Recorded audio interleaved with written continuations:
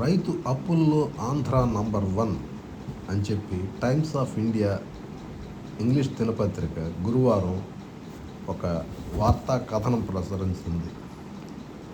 ఈ కథనం దీనికి ఆధారం ఏంటంటే, పార్లమెంట్లో సభ్యులు అడిగిన ప్రశ్నలకి మంత్రి ఇచ్చిన సమాధానం, దాన్ని ఆధారంగా చేసుకొని ఈ వార్త రాశారన్నమాట. ఆంధ్రప్రదేశ్ రైతుల అప్పుల్లో దేశంలోనే నంబర్ 1 స్థానాన్ని ఆక్రమించింది.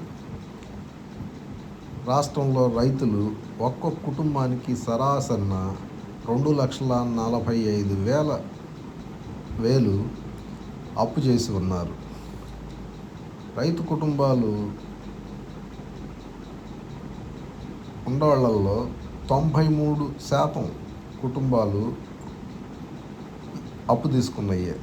ఒక 7% మాత్రమే రైతు కుటుంబాల్లో అప్పులు లేని వాళ్ళు ఉన్నారు. ఆ తర్వాత స్థానం వచ్చేటప్పటికి కేరళ 2,42,000తో రెండవ స్థానంలో ఉంది.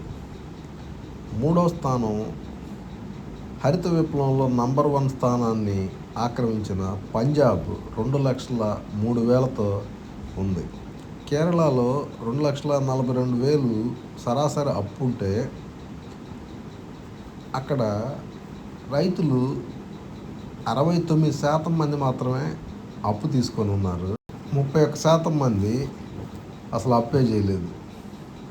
పంజాబ్లో వచ్చేటప్పటికి 2,03,000 సరాసరి అప్పు అయితే, అందులో 54% మంది మాత్రమే అప్పులు తీసుకొని ఉన్నారు రైతులు.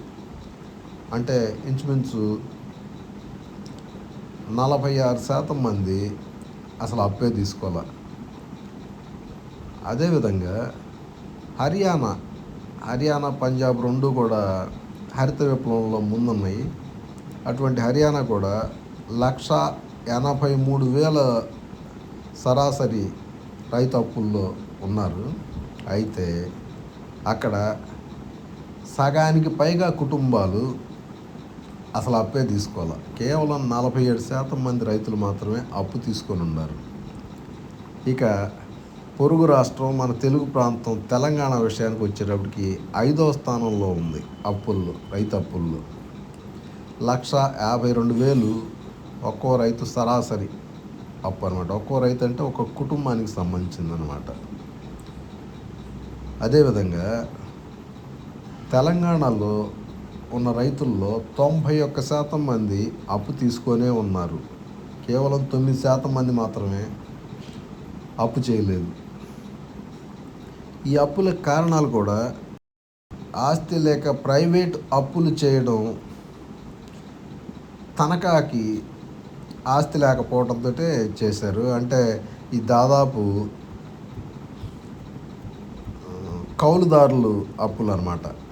కరువు, వరదలతో పంట నష్టపోవడంతో అప్పు తీర్చలేకపోవడం ఇంకొక కారణం. గడిచిన ఏళ్లుగా అప్పులు పేరుకుపోవడంతో అప్పుల ఊబిలో కూరుకుపోవడం మరో కారణం. అయితే దీనికి కరువు వచ్చిందనుకోండి, వాళ్ళు చెప్పేదంటే రుణాలు రీషెడ్యూల్ అంటారు. యాక్చువల్గా రైతుల రుణాలని తక్కువ వడ్డీకే ఉంటాయి. దాదాపు ఒక 10-12% అంటే ₹1 వడ్డీ లోపే ఉండుద్ది. రీషెడ్యూల్ అనేటప్పటికి అంటే ఈ సంవత్సరం కట్టాల్సిన అప్పు మరుసటి సంవత్సరానికి వాయిదా పడుద్ది అనమాట. అప్పుడేమైంది, అప్పుడు రూపాయి వడ్డీ కాస్త ₹2 ఎగబాకిద్ది అనమాట. వడ్డీకి వడ్డీ పడిద్ది. దాంతో ₹2 అయింది. దాంతో ఆ పరిస్థితుల్లో ఆ అప్పులు అసలు తీర్చడం మరీ కష్టం అయిపోయింది అనమాట. రీషెడ్యూల్ అనేది రైతుకి చాలా ఇబ్బందికరం. దాని బదులు వడ్డీ మాఫియానో ఏదో ఒకటి అంటే అది రైతులకు రిలీఫ్ ఇచ్చింది అనమాట. దానికి తోడు ఆదాయం ఏడాదికి క్షీణిస్తూ ఉంది రైతుకి. అటువంటప్పుడు పేరుకుపోతున్న అప్పులను రైతు ఎలా తీర్చగలుగుతాడు? ఇది ఎలా ఉండగా, ఆంధ్రప్రదేశ్లో 1000 మంది రైతులు ప్రతి సంవత్సరం ఆత్మహత్యలకు గురవుతూ ఉన్నారు. ఈ పరిస్థితులను అర్థం చేసుకొని నివారించగలగటం ప్రజాప్రభుత్వాల బాధ్యత. రైతుల మీద ఉన్న అప్పులు తగ్గితే ఆత్మహత్యలు తగ్గుతాయి. రైతులు సుభిక్షంగా ఉంటే, అప్పు లేకుండా ఉంటే ఆత్మహత్యలు అనేవే ఉండవు. బ్యాంకుల్లో అప్పు కౌలుదారులకు పుట్టడం లేదు. వాళ్ళు ₹2 ఆ పైన వడ్డీకి తీసుకోవాల్సి వస్తూ ఉంది బయట నుంచి. అప్పులు తీసుకున్న వారికి పంట చేతికి వచ్చే వరకు సరిపోవట్లా. ఏదో అరకొరగా 10,000, 15,000 ఎకరాకి బ్యాంకులు ఇస్తూ ఉన్నాయి. సపోజ్ మిర్చి పంట తీసుకుంటే మిర్చికి ఒక ఎకరాకి కనీసం ఒక పంట కాలంలో 3 నుంచి 4 లక్షల రూపాయలు ఖర్చు అవుతూ ఉంది.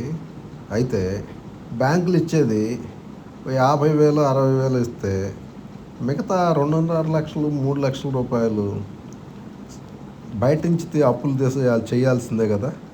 ఆ అప్పులు ₹2కి తక్కువ బయట ఎవరు ఇవ్వరు కదా.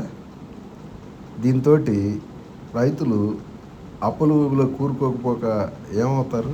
కరువు తుఫాన్లో వస్తూ ఉంటే అటువంటి సందర్భాల్లో రైతుల పంట ఉత్పత్తి, రైతులు చేసిన అప్పుల వడ్డీ చెల్లింపులకు కూడా సరిపోని పరిస్థితి రైతులకి అనుభవమే.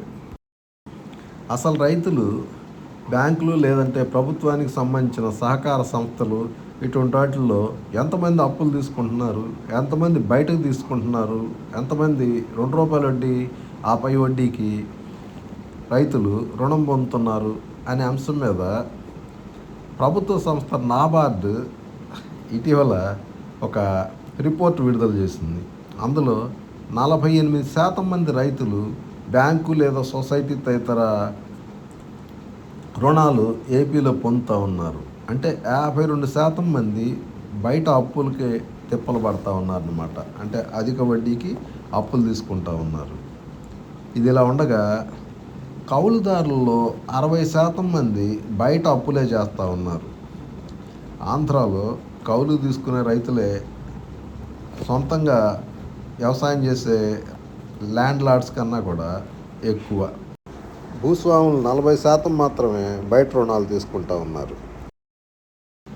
భూమి కలిగిన రైతులకి పొలం హామీగా పెట్టుబడి ఇస్తుంది బ్యాంకులు లేదంటే సొసైటీలు. అదే కౌలుదారులకు వచ్చేటప్పటికి కౌలు కార్డులను ఇస్తూ ఉన్నారు. ఈ కౌలు కార్డులు తీసుకున్న గ్రూపులు, అంటే వాళ్ళందరినీ ఒక గ్రూప్గా చేసి వాళ్ళకి రుణాలు ఇస్తారు. అంటే ఆ గ్రూపులో ఒకళ్ళు చెల్లించకపోతే ఆ గ్రూప్ మొత్తానికి బాధ్యులుగా చేసి చెల్లించాల్సి వస్తుందన్నమాట.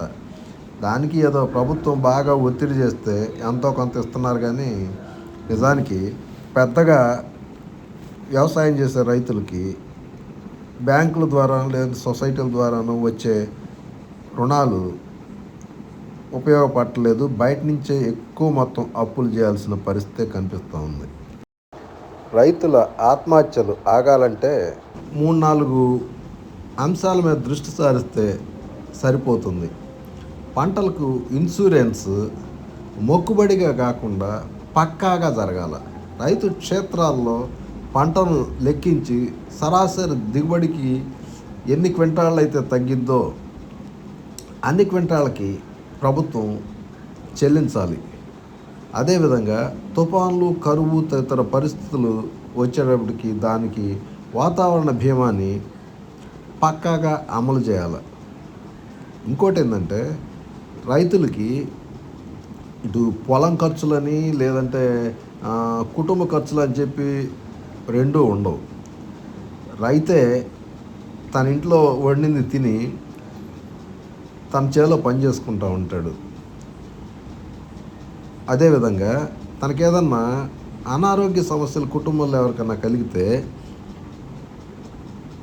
దానికి నయం చేయటానికి కొంతమందికి ఆరోగ్యశ్రీ కార్డులు ఇటువంటివన్నీ ఉన్నాయి, కానీ పూర్తిగా అందరికీ లేవు. ఆ లేని వాళ్ళు వచ్చేటప్పటికి ఏదన్నా పెద్ద అనారోగ్య సమస్య వస్తే లక్షలు ఖర్చు పెట్టాల్సి వస్తుంది. అదేవిధంగా ఆరోగ్యశ్రీ వంటి కార్డులు ఉన్నవాళ్ళు కూడా కొన్ని రకాల రోగాలకి ఆ కార్డులు వర్తించట్లా. అటువంటప్పుడు వాళ్ళు కూడా లక్షలు ఖర్చు పెట్టాల్సిన పరిస్థితి. రైతులందరికీ అన్ని రకాల జబ్బులకి కంప్లీట్గా ఆరోగ్య బీమాని చేయాల్సిన తక్షణ కర్తవ్యం ప్రభుత్వం మీద ఉంది. అదేవిధంగా రైతు కుటుంబాలు బాగా ఇబ్బంది పడుతున్న అంశం ఏంటంటే చదువులు. పిల్లల చదువుల గురించి రైతు కుటుంబాల్లో చాలా పెద్ద ప్రాధాన్యత ఇస్తూ ఉన్నారు. అవసరమైతే ఎకరాలు అమ్మటానికి కూడా సిద్ధపడుతూ ఉన్నారు. అయినా కూడా ఆ భారం రైతులకి చాలా మోయలేని భారంగా ఉంది. ప్రభుత్వ పాఠశాలలు, ప్రభుత్వ కాలేజీలని కార్పొరేట్ కాలేజీల్లాగా బాధ్యతాయుతంగా చదువులు చెప్పే ఏర్పాట్లు చేయాల్సిన అవసరం పాలకుల మీద ఉంది. తద్వారా రైతులు కొత్తగా అప్పులు చేయాల్సిన అవసరాలని తీర్చవచ్చు. అదేవిధంగా ఉన్న అప్పులు తీర్చడానికి ప్రభుత్వం ఏం చేయాలనేది ఆలోచించాలా. ఈ అప్పులు తీరితేనే రైతుల ఆత్మహత్యలు ఆగుతాయి. భారతదేశం మొత్తం మీద అత్యధికంగా ఆత్మహత్యలు ఉన్న రాష్ట్రం ఆంధ్రప్రదేశ్ అనే చెడ్డ పేరుని ప్రభుత్వం తొలగించుకోవాల్సిన అవసరం ఖచ్చితంగా ఉంది.